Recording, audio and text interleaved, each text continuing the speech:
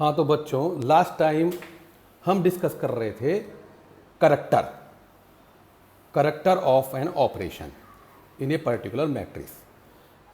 बस ये देखिए कि कोई पॉइंट है, 3 डायमेंशनल में इसके कोऑर्डिनेट एक्स वाई जेड हैं, तो इनको रिप्रेजेंट करने वाली मैट्रिक्स ये 1 1 1, ये एक स्क्वायर मैट्रिक्स इस प्रकार ये एक स्क्वायर मैट्रिक्स है। और जब हम इसमें एक्स वाई जेड मल्टीप्लाई करेंगे तो ये एक्स वाई जेड ही आएगा। इसको एक पॉइंट के कोऑर्डिनेट्स को रिप्रेजेंट करने के लिए, 3 डायमेंशन में रिप्रेजेंट करने के लिए ये एक आइडेंटिटी मैट्रिक्स है। ठीक, अब इस पर ऑपरेशन अप्लाई करते हैं। पहला आइडेंटिटी ऑपरेशन अप्लाई करते हैं। आइडेंटिटी ऑपरेशन जब अप्लाई करते हैं तो ये इस प्रकार की मैट्रिक्स आती है कि 180 पर घूमने के बाद सारे के सारे जो कोऑर्डिनेट्स हैं उस पॉइंट के वहीं आ जाते हैं। तो ये जो है क्या है, ये जो डायगोनल एलिमेंट है इनका सम वो करैक्टर कहलाता है। किसी भी ऑपरेशन को करने के बाद जो मैट्रिक्स मिलती है उसके डायगोनल एलिमेंट्स का सम वो करैक्टर कहलाता है। तो 1 + 1 + 1 3, ये आइडेंटिटी ऑपरेशन के लिए है। करैक्टर की value, character for different operation, यहाँ ऑपरेशन आइडेंटिटी है उसके लिए 3 है। अब C2 में क्या था कि ये हमने लास्ट टाइम भी डिस्कस किया था कि ये SO2 की ऑर्बिटल हैं, S सल्फर की, ये ऑक्सीजन की, ये ऑक्सीजन की। तो अब ये जेड एक्सिस है ऊपर वाला, ये राइट में एक्स एक्सिस है। अब जेड एक्सिस को 180, इसमें C2 ऑपरेशन अप्लाई करते हैं, यानी 180 पर घुमाते हैं तो सारी ऑर्बिटल पलट जाती हैं और B A की जगह आ जाती है, A B की जगह आ जाती है और S अपनी जगह रहती है, लेकिन पलट जाती हैं, निगेटिव बाहर की साइड में आ जाते हैं। निगेटिव पीले वाले हैं, पॉजिटिव प्लस वाले हैं, ये कल डिस्कस कर चुके। तो ये जो कोऑर्डिनेट्स हैं, ये जो x वाला है वो तो -1 हो गया, और जो A वाला जो है वो A मतलब x A B की जगह आ गया माइनस होकर के, और B A की जगह हो गया माइनस होकर के। ये C2 ऑपरेशन हमने कल देख लिया था अप्लाई करने के बाद। तो ये है, और इसकी जो मैट्रिक्स बनी इस प्रकार, तो वही डायगोनल एलिमेंट का सम C2 यानी 180 के बाद, तो ये जो है केवल 1 0 0, तो -1 0 0 यानी कि -1। ऐसे ही हमने सिग्मा V के लिए देखा था। सिग्मा V, जो हमारा सिग्मा V क्या होता है, जो हॉरिजॉन्टल मिरर दे दियो, हमारा जो मिरर, ये प्रिंसिपल एक्सिस है। प्रिंसिपल एक्सिस को साथ जो प्लेन बनता है जेड और वाई, ये वाई है, जेड और वाई के साथ जो प्लेन बनता है उसे सिग्मा V बोलते हैं। इसमें देखिए पॉजिटिव साइड में आ रहा है और निगेटिव साइड में आ रहा है, और कोई चेंज नहीं है। लेकिन B A की जगह आता है, A B की जगह आ जाता है, सल्फर वहीं का वहीं रहता है। तो क्या होता है, सल्फर वहीं का वहीं है, A B की जगह पहुंच जाता है और B A की जगह हो जाता है। तो ये C2 ऑपरेशन, वो सिग्मा V वर्टिकल प्लेन पर रिफ्लेक्शन के बाद ये जो है मैट्रिक्स बनती है। तो इसके डायगोनल एलिमेंट्स ये हुए, ठीक है, 1 + 0 + 0 that is 1। Sigma V dash यानी कि वर्टिकल प्लेन कैसा, जो इस प्लेन पर पड़ा हुआ है, इसको इसके ऊपर रख देंगे तो क्या होगा कि ये जो माइनस वाले बाहर आ जाएंगे और प्लस वाले अंदर चला जाएंगे तीनों। तो ये तीनों जो है, तीनों एक्स वाई जेड ये माइनस में हो गए। ठीक, तीनों कोऑर्डिनेट्स माइनस में हो गए। ये पर अनशिफ्टेड एटम के लिए हैं। ठीक, तो अब हमने ये देख लिया कि ज्योमेट्रिकल ट्रांसफॉर्मेशन किस प्रकार प्रेजेंट करते थे। ये मूल है एक्स वाई जेड, ये मूल है एक्स वाई जेड, आइडेंटिटी में कोई चेंज नहीं होता। तो वो आइडेंटिटी ऑपरेशन में ये डायगोनल एलिमेंट ये हैं 1 + 1 + 3, तो करेक्टर वैल्यू फॉर आइडेंटिटी के लिए +3 पर अनशिफ्टेड आइटम, ये ध्यान रखें, पर अनशिफ्टेड, और 3 डायमेंशन के लिए है। रिफ्लेक्शन क्या होता है? रिफ्लेक्शन में हाँ वही sigma reflection, sigma XY plane के लिए, XY प्लेन के लिए सिग्मा है तो Z परपेंडिकुलर हुआ, ठीक है। जैसे ये अगर करें, ये X है और ये Y है, तो Z परपेंडिकुलर है, तो ये पेंसिल का रिफ्लेक्शन, तो ये जो है नॉक अंदर की बाहर पीछे की तरफ को जाएगी, तो Z जो है माइनस हो जाता है, जो बचा हुआ होता है वो माइनस हो जाता है।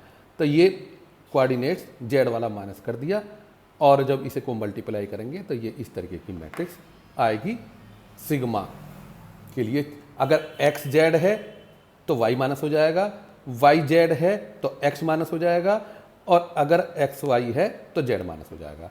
तो दो जो रहेंगे वो ऐसे कैसे रहेंगे, और जो परपेंडिकुलर है वो माइनस हो जाएगा रिफ्लेक्शन में।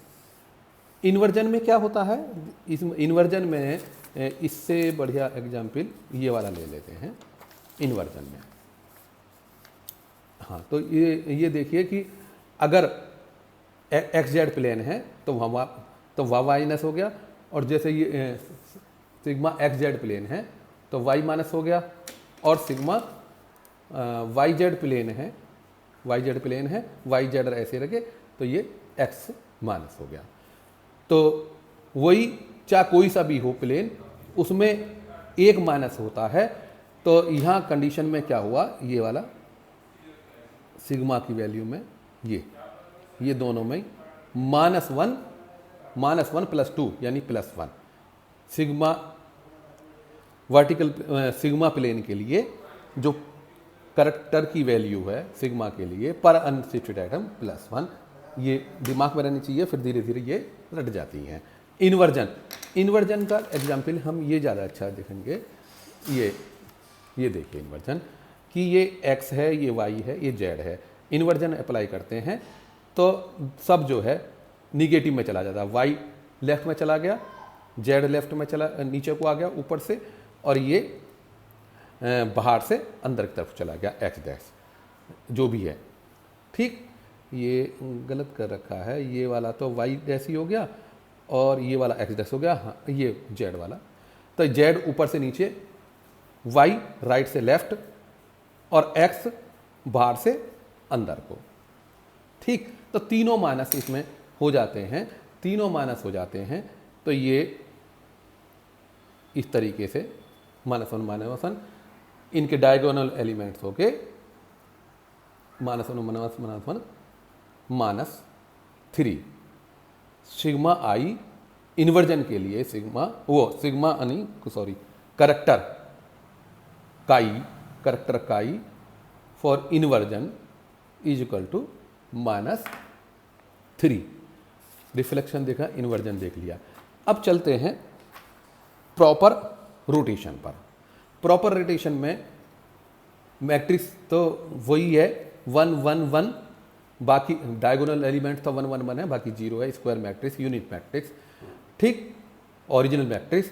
अब सपोज करो ये जो है अलोंग Z एक्सिस, Z है, ये X था, ये Y और ये Z, तो ये Z एक्सिस, ठीक है। यहाँ पर X लिखा जाता है, यहाँ Y लिखा जाता है, यहाँ Z लिखा जाता है। यहाँ 1 X के लिए होता है, यहाँ 1 Y के लिए होता है, यहाँ 1 Z के लिए होता है डायगोनल एलिमेंट्स पर। तो ये जो Z है ये 1 है, और ये ऐसे ही छोड़ दिया हमने। तो जब ये अलोंग Z एक्सिस रोटेट करेगा, Z तो वहीं का वहीं रहेगा, तो जो है ये Z तो यहीं कहीं रहेगा। अगर मान लो इसकी बात करेंगे तो अगर ये X है और ये Y है तो Z तो वहीं का वहीं रहना है। तो रोटेट करेंगे X और Y पॉइंट, तो X और Y में सपोज करो कि ये एक P पॉइंट है, और इसके ये जो है ओरिजिन से P पॉइंट वेक्टर R1 बना रहा है, इसके कोऑर्डिनेट X1 और Y1 है, और ये रोटेट होकर के लेफ्ट में एंटी क्लॉकवाइज ये R2 बन जाता है, जिसके कोऑर्डिनेट X2 Y2 हैं। ये साई एंगल पर ये जो है घूम जाता है। घूम जाता है क्या, इससे पहले हम ये दिखाएंगे आपको कि किसी कोऑर्डिनेट्स के, किसी पॉइंट के कंपोनेंट किस तरीके से निकालते हैं। जैसे कि ये ए पॉइंट है, वेक्टर ए है, ये एक्स है, ये वाई है, तो ये पॉइंट है, ये वेक्टर है, ये लंब है, ये आधार है। एक फॉर्मूला है लाल बटे कक्का, तो लंब बटे आधार, लंब बटे आधार यानी कि ए का x component sine theta, sine psi, ये जो है लंब यानी कि ए वाई, ये वाई है तो ए वाई अपॉन कर्ण ए वेक्टर साइन साई, तो साइन थीटा जो होता है ए वाई अपॉन ए होगा इस कंडीशन में। अब बात करते हैं कॉश। कॉश क्या है, आधार बटे कर्ण। आधार कौन सा है, ये आधार बटे कर्ण यानी कि ए का x component upon vector A equal to cos psi. दोबारा देखिए कि साइन थीटा क्या होगा कि लंब बटे आधार, लंब ये जो ए वाई है और लंब बटे कर्ण, सॉरी लंब बटे कर्ण जो कि ये ए वाई है, वाई कंपोनेंट है ना ए का, अपॉन ए कर्ण, ए वाई अपॉन ए साइन साई। तो ठीक का इसका वेक्टर ए का एक्स कंपोनेंट कॉस साई और Y component A sine psi, X component A cos psi और Y component A sine psi. अब बात ये होगी जब ये घूम जाता है तो नया वेक्टर एक्स डैश हो जाता है, तो नया वेक्टर जो है एक्स का एक्स डैश हो जाता है, एक्स डैश वेक्टर, उसका एक्स कंपोनेंट तो वो x1 कॉस साई है ना, जो हमने ये देखा, ये ax equal to A cos psi, तो x1 कॉस साई, और जो उसका y कंपोनेंट है जैसे A Y equal to A sine psi, उसी तरीके से तो ए का y कंपोनेंट x1 साई। जो x वेक्टर है इसमें x और y वेक्टर बनेंगे ना नए वाई में, तो वो x डैश में x कंपोनेंट जैसे हमने डिराइव किया है, तो कॉस जो है x1 के साथ और साइन जो है y कंपोनेंट के लिए, ठीक, x कंपोनेंट के लिए कॉस और y कंपोनेंट के लिए साइन।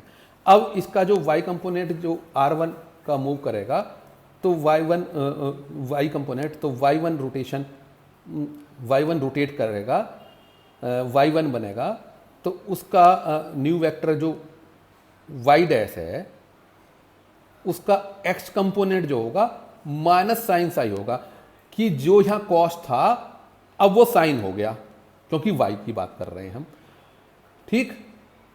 अब जो है इसका जो, अब इस साइड से बात करेंगे ना, ये जब यहाँ आ जाएगा तो अब ये वाली बात करेंगे हम, हैं, तो एंड 90 डिग्री ये वाला हो गया, तो है ना।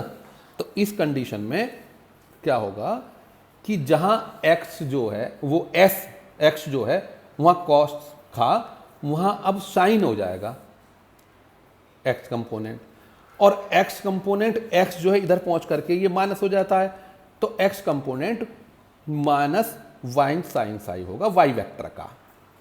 y डैश जो नया वेक्टर है उसका x component minus y1 Sai हो जाएगा, और जो y कंपोनेंट है वो कॉस हो जाएगा, पहले वाले का उल्टा हो जाएगा, और y1 क्योंकि y वेक्टर के लिए है, यहाँ x1 x वेक्टर के लिए, ये इसके x कंपोनेंट है और ये y कंपोनेंट है, यहाँ इसका जो है y वाले का ये x कंपोनेंट है, ये y कंपोनेंट है।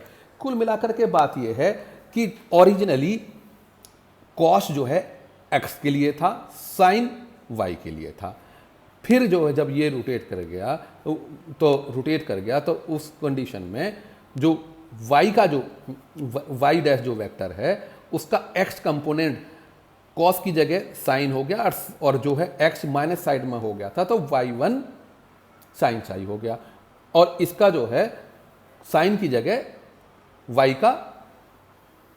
का कॉस चाई हो गया, y1 जो है इसका मल्टीप्लाई होकर के। तो नए वेक्टर जो होंगे x2 और y2, तो इन दोनों के x कंपोनेंट और y कंपोनेंट होंगे। ये जो x कंपोनेंट है x डैश का x कंपोनेंट और y डैश का y x कंपोनेंट, ये दोनों यहाँ मिला दिए हमने, क्योंकि हमने ये ग्रीन कलर से इसलिए कर दिया कि ग्रीन वाले x कंपोनेंट हैं। x कंपोनेंट x डैश का प्लस y डैश का, ठीक, और y कंपोनेंट x डैश का और y डैश का। तो ये इस तरीके से x2 और y2 नए कोऑर्डिनेट्स जो है ये वेक्टर आ गए। तो ये एंटी क्लॉकवाइज घूम करके ये ट्रांसफॉर्मेशन के बाद ये वाली मैट्रिक्स आ गई। कुछ नहीं, इसमें जो है ये जो है इस तरीके से x1 और y1 बाहर ले लेते हैं ये, तो मैट्रिक्स इस प्रकार आ जाती है। अगर हम इसे मल्टीप्लाई करेंगे तो ये निकल करके आएगी, ठीक। जो x2 और y2 नए कोऑर्डिनेट्स नई में करस्पॉन्ड नए मैट्रिक्स निकल करके आएगी, तो ये इसमें इतना चेंज आएगा। तो कॉस चाई माइनस साइन साई कॉस चाई, तो ये एक्स वाई के लिए आया था, जेड हमारा वही का वही है। अगर हम इसको, ये तो एंटी क्लॉकवाइज घुमाया था हमने, अगर हम इसे क्लॉकवाइज घुमाते हैं तो इसका ट्रांसपोज आ जाएगा। कोई ज़्यादा उसके दिमाग लगाने की जरूरत नहीं है, ठीक है।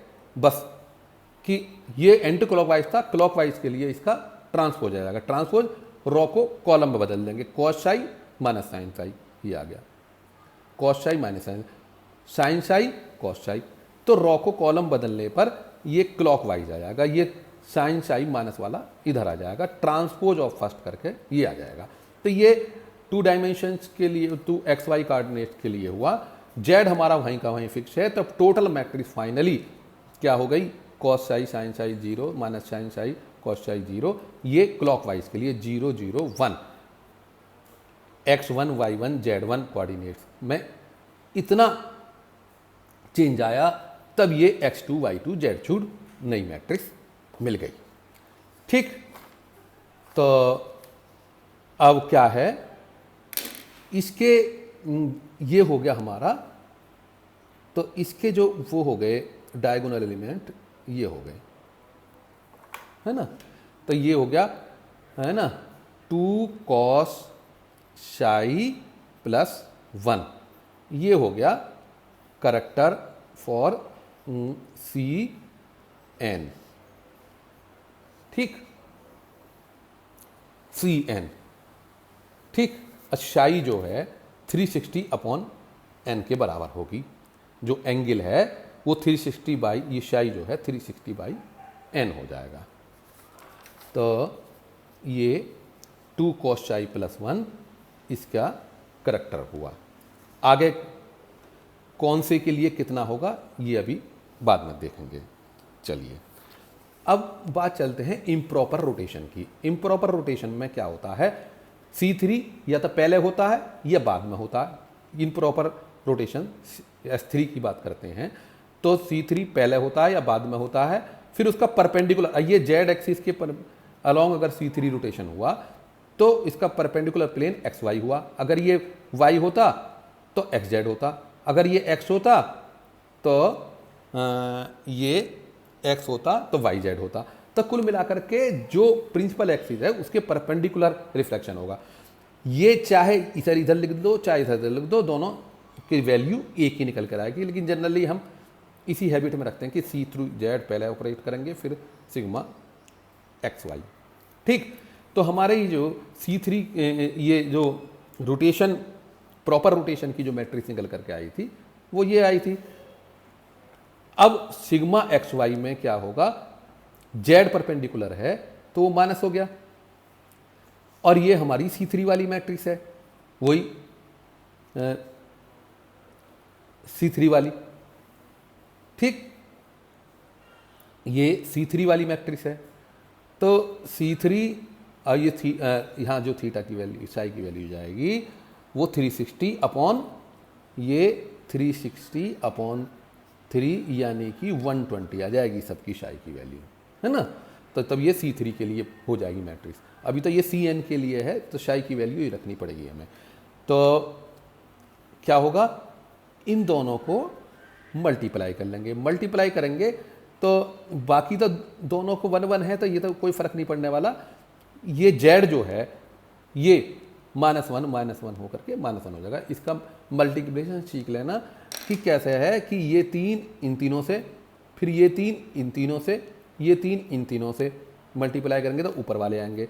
फिर बीच वाले के लिए ये 3 इससे, ये 3 इससे, ये 3 इससे, अपने करस्पॉन्डिंग एलिमेंट की प्रोडक्ट का सम होता है।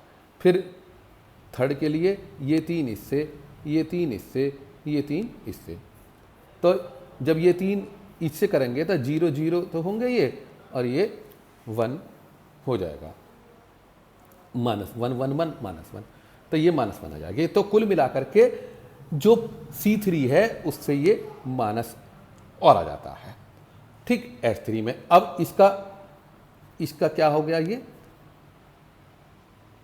S3 का या Sn का 2 cos थीटा -1, ये इसका जो वो हुआ character for Sn 2 cos psi -1 निकल के आएगा। अब जब जैसे n है उतने, जितना n है उसी हिसाब से psi लिख देंगे। अगर ये S2 है तो यहाँ ये 360/2 यानी 180 लिख देंगे, ठीक। यहाँ अगर S3 है तो 360/3 यानी कि 120 लिख देंगे। S4 है तो 360/4 यानी कि यहाँ 90 लिख देंगे। ये इम्प्रॉपर रोटेशन के लिए करेक्टर वैल्यू आएगी पर अनशिफ्टेड एटम के लिए। चलिए अब बात करते हैं हम ऑर्थोगोनल मैट्रिक्स।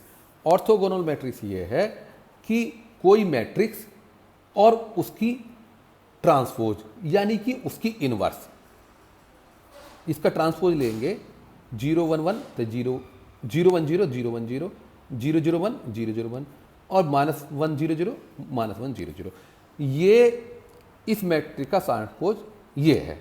तो जब इन दोनों को मल्टीप्लाई करेंगे, पहले इस कोई सी लिख देंगे तो वो आइडेंटिटी यानी कि 1 1 1 डायगोनल एलिमेंट्स के बराबर होगी। इसे ऑर्थोगोनल मैट्रिक्स कहते हैं।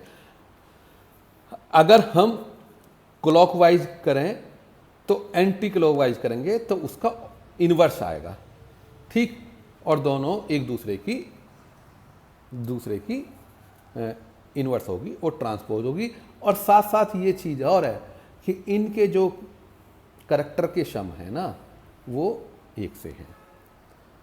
तो कुल मिलाकर के ऑर्थोगोनल मैट्रिक्स होती है मैट्रिक्स और उसका इन्वर्स क्या होता है, उसका ट्रांसपोज जब मल्टीप्लाई करते हैं तो यूनिट मैट्रिक्स निकल जाती है। चलिए जी, ये हो गया, ये हो गया। अब बात करते हैं हम,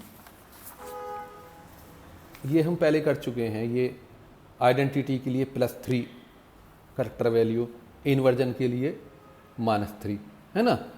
अब चलते हैं ये रिफ्लेक्शन के लिए +1 आ गई, ये धीरे धीरे याद हो जाएंगी, ठीक। अब प्रॉपर रोटेशन के लिए ये जो है cos psi, अब केवल डायगोनल एलिमेंट का सम होता है तो बाकी तो छोड़ दिए, वो डायगोनल एलिमेंट साइन वाले वो जो है छोड़ दिए, बाकी डायगोनल ले लिए।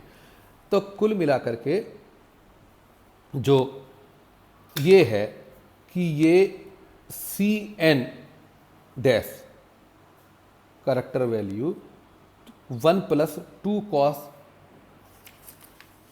30/n, ये इसके लिए हो गया Cn के लिए, Cn डैश के लिए 1 + ये cos 30 वो 360/n 360/n 2 cos 360/n तो 2 cos 360/n n जितना है वहाँ n लिख देंगे, 360 से डिवाइड कर देंगे। ठीक, तो बात ये होती कि जो C N minus one, C N की पावर n माइनस वन होता है, वही सी एन वन के बाद है। जो फर्स्ट ऑपरेशन होता है और बिफोर फर्स्ट ऑपरेशन का जो है रिजल्ट सेम होते हैं, इनमें तो करेक्टर सेम आते हैं, यानी कि C31 और इसमें C32, C31 और C32, क्योंकि C33 के बाद तो आइडेंटिटी आ जाएगी। या क्या हम कहेंगे कि अगर हमको इसको, ये तो राइट में घुमाया C31 आ गया, लेफ्ट में घुमाएंगे तो C32 आएगा, है ना। ये जो है ना, ये अगर ये 3 है, अगर C31 घुमाएंगे तो ये यहाँ आएगा, और C3 लेफ्ट में घुमाएंगे तो यहाँ आएगा। तो इस कंडीशन में अगर इसे हम 240 घुमाएंगे तो यहाँ आएगा। तो ये C32 और C32 और ये C31, ये दोनों C3 माइनस वन, हाँ C3 माइनस वन और C32 दोनों बराबर हैं। ये C32 और C3 माइनस वन, अब बात करेंगे, ये दोनों बराबर हैं। C3 माइनस वन तो ये हो गया और C32 ये हो गया। ये 240 घूम क्या हो गया, ये माइनस की तरफ 120 घूम के हो गया। अब ये टेबल जो है अब इजीली हम लिख सकते हैं, और ये जो है धीरे धीरे याद हो जानी चाहिए, क्योंकि हर जगह काम आएंगे। आइडेंटिटी में कुछ भी नहीं बदलता है, तीनों कोऑर्डिनेट वहीं के वहीं रहते हैं, +3 आपने देख लिया। इन्वर्स में सारे अपोजिट डायरेक्शन में पहुंच जाते हैं, -1 -1 -1 -3 हो गया। रिफ्लेक्शन में क्या होता है कि जो दो हैं वो वहीं की वहीं रहते हैं, जो प्लेन होता है, जो परपेंडिकुलर कोऑर्डिनेट होता है वो -1 हो जाता है, तो जो वहीं के वहीं रहते हैं उनका +1 +1 +2 हो गया, और जो माइनस में जो रिफ्लेक्ट होता है उसका -1, तो 2 - 1 +1। C2 की बात करते हैं अब हम। ये फार्मूला है हमारा 1 + 2 cos थीटा। C2 की बात करते हैं 1 + 2 cos 180 लिख देता हूँ, 360/2 यानी 180। ठीक, तो cos, हाँ जी, तो cos 180 होता है -1 × 2, अरे ये +1, तो 1 - 2 = -1। ठीक, ये जो है करेक्टर प्रॉपर रोटेशन का आपने देख लिया, 1 + 2 cos थीटा है। तो 1 + 2 cos थीटा यहाँ 360 C2 है, तो 360/2 यानी कि 180, और 180 का मान, 1 का मान cos 0 का मान 1 होता है, तो 180 का -1 होता है, ये भी याद कर लीजिए। तो -1 × 2 -2 और 1 - 2 -1। ठीक, चलिए अब बात करते हैं हम C31 की। C31 की क्या हो गया, 1 + 2 cos, हाँ तो C31 360/3 120 cos 120, 360/3 यानी कि 120, 90 + 30 यानी कि -1/2, ये भी आप देख लिए, 2 × -1/2। ठीक, 90 + 30 यानी कि 30 -30, तो -1/2, 2 से युग गया, 1 - 1 0, 31 के लिए 0, और 32 इसका अपोजिट है, उसका भी ये 0 होगा। ठीक है, क्योंकि डबल घूम जाएगा, तो 240 का मतलब हो गया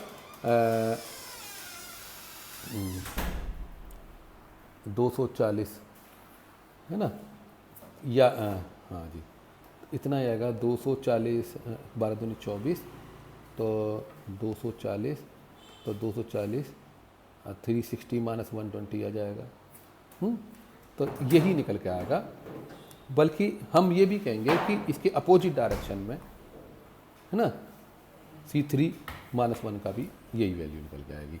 अब C41 के क्या करेंगे कि 1 प्लस 2 कॉस 360 अपॉन 4, 4 नीम 36, कॉस 90, कॉस 90 की वैल्यू 0, 90 की वैल्यू ये सारा 0, तो ये केवल 1 आ गया।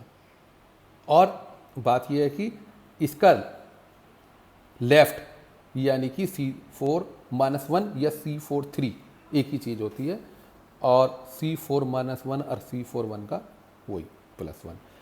ये बात करते हैं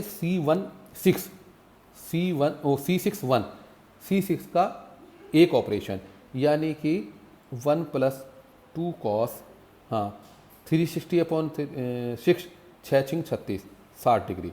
60 डिग्री का ये आएगा 1/2, 2 इंटू 1/2, 1 प्लस, तो ये 1 + 1 = 2। ऐसी इसका C6 तो पूरा हो जाता है, 6, तो इसका एक पहला C65 भी उतना ही होगा +2।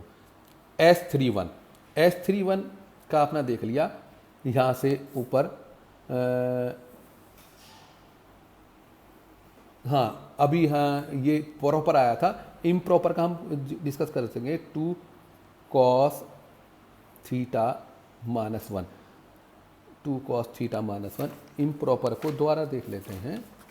यहाँ 2 cos थीटा माइनस 1 आ चुका था पहले, कि केवल जो है C3 का जो है जेड एक्सिस वो माइनस हो जाता है, तो 2 cos थीटा माइनस 1, तो 2 cos थीटा का बात कर रहे हैं हम S3 की, थीटा 360 अपॉन 3 यानी cos 120 है।